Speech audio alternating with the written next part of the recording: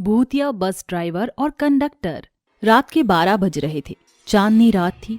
सुनसान सड़क पर रेहान अपनी बाइक से घर की तरफ जा रहा था। सड़क पर घना अंधेरा था। रेहान को थोड़ा अजीब सा लग रहा था। अरे आज इस रोड पर कितना घना अंधेरा है। वो खुद से बात कर ही रहा था कि तभी उसके चेहरे पर चांद की रोशनी पड़ती है। उस रोशनी के साथ उसको एक आवाज आती है, रेहान। रेहान अपनी बाइक रोकता है और उस आवाज का जवाब देते हुए बोलता है, कौन है? कौन है वहाँ पर? रेहान की बातों का कोई भी जवाब नहीं मिलता और वो एक बार फिर अपनी बाइक को लेकर अपने घर की तरफ चल पड़ता है।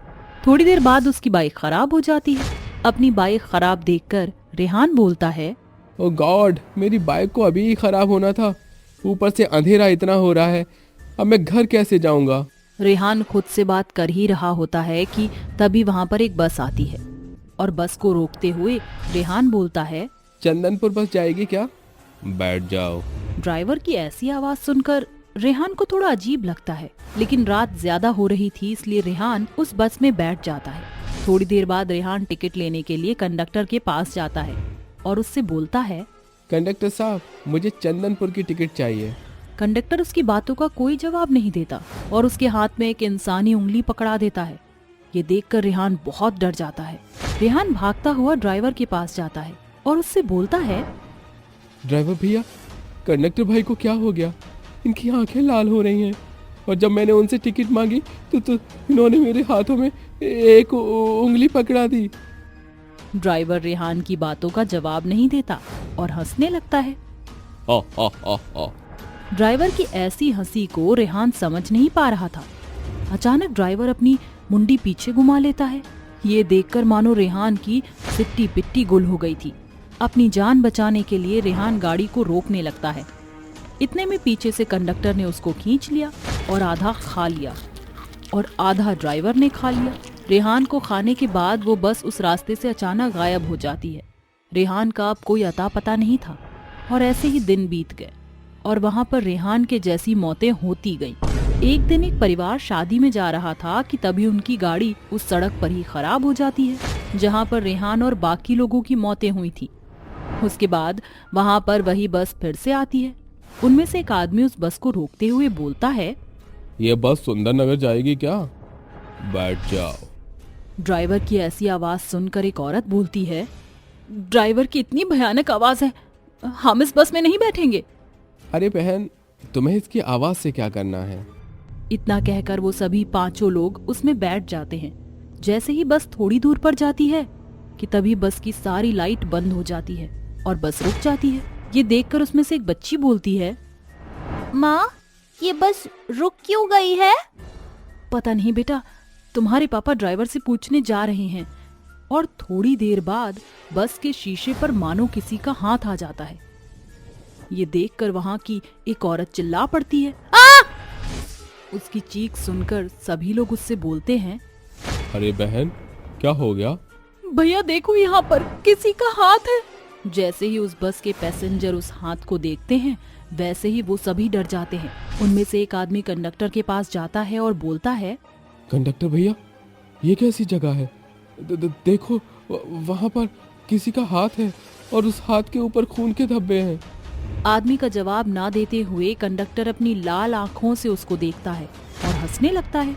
ये देखकर बस के सभी पैसेंजर डर जाते हैं और वो आदमी बाकी पैसेंजर के पास जाता है कि तभी एक औरत उस ड्राइवर के पास जाती है और उससे बस रोकने को बोलती है, लेकिन ड्राइवर उसकी बात को अनसुनी कर देता है और हंसते हुए अपनी आंखों से उस औरत को घूरने लगता है। उसकी लाल आंखें देखकर वह औरत डर जाती है और भागने की सोचती है। जैसे ही वह भागने वाली होती है कि तभी पीछे से ड्राइवर अपने जादू से उसको उड़ाकर खा जाता है।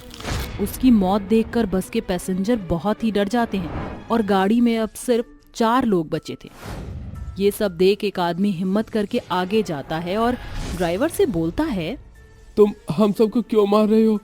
आखिर हम लोगों की गलती क्या है? अब तुम लोग मरने वाले हो। अपनी अपनी आखिरी इच्छा बताओ, तो मैं तुम्हारी आखिरी इच्छा को पूरी जरूर करूंगा। मैं तुम्हारे सवाल का जवाब जरूर दूंगा। सरकारी बस में कुछ लोग पिकनिक के लिए जा रहे थे। कि तभी उनकी गाड़ी का ब्रेक फेल हो जाता है और गाड़ी आउट ऑफ कंट्रोल हो जाती है। ड्राइवर और कंडक्टर जैसे तैसे सभी पैसेंजर्स को निकाल देते हैं, लेकिन ब्रेक फेल होने की वजह से खुद को नहीं बचा सके। उनकी गाड़ी खाई में गिरकर ब्लास्ट हो गई। हम लोग मर गए, लेकिन सरकार ने हमारे घर वालों को मुआवजा नहीं दिया। हमारे परिवार को कोई देखने वाला नहीं था। मेरी बीवी सदमे से मर गई, मेरे बच्चे अनाथ हो गए। वो रोड पर भटक रहे थे, भीख मांग रहे थे, लेकिन उनकी किसी ने भी मदद नहीं की। वो भटकते भटकते अनाथ आश्रम पहुंचे। तब से हम लोग भटक रहे हैं। हम लोगों को नहीं छोड़ेंगे, सबको मार देंगे। हम मानते हैं तुम लोगों के साथ बहुत ही गलत हुआ है, लेकिन तुम लोग हम सबको नहीं मार सकते, क्योंकि तुम्हारा ब्रेक फेल हुआ था, ना कि तुम्हें किसी ने मारा था। हम नहीं किसी को छोड़ेंगे।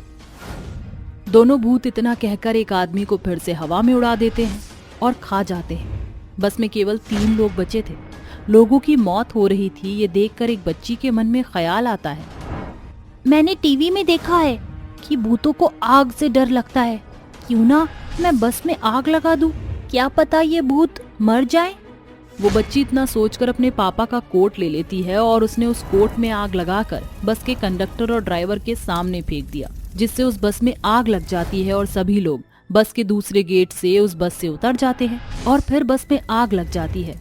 बस के साथ साथ वह भूत जलकर मर जाते हैं और वह बचे हुए 3 लोग अपने अपने घर चले जाते हैं। उस दिन उन तीनों की जान बच गई, लेकिन उनके मन में आज तक उस रात का खौफ रह गया है।